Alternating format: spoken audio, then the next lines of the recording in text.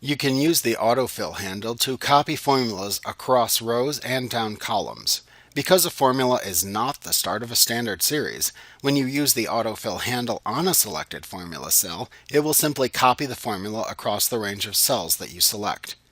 To do this, select the cell that contains the formula that you want to copy to adjacent cells. Then roll the upper left corner of your cell selector icon, which looks like a chunky white cross, up into the fill handle, which is the small square in the lower right corner of the selected cell, until you see your mouse pointer turn into a thin black cross. Once it does this, click and drag down the column or across the rows to copy the formula in the selected cell to the other cells that you click and drag over. The undo command is one of the most important functions available. It allows you to reverse the last command that you performed. The drop-down arrow next to the undo button in the quick access toolbar contains a list of the last few actions you have performed.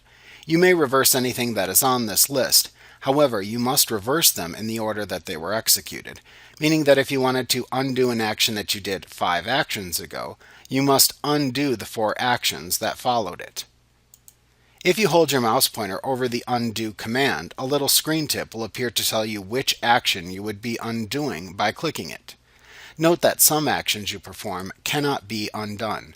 For instance, closing the workbook without saving any changes that you meant to save would be an excellent example of an irreversible mistake.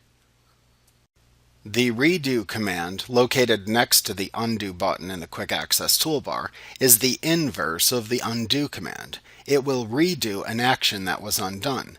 This is valuable if you accidentally click the undo button a few too many times when trying to correct a mistake that was made. When you click the undo button to reverse an action that you made, the redo button becomes active, storing the choice that was reversed. You can click the redo button to redo the action that was undone.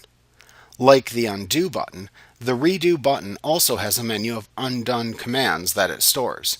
You can access this list of undone actions by clicking the drop-down arrow next to the redo button.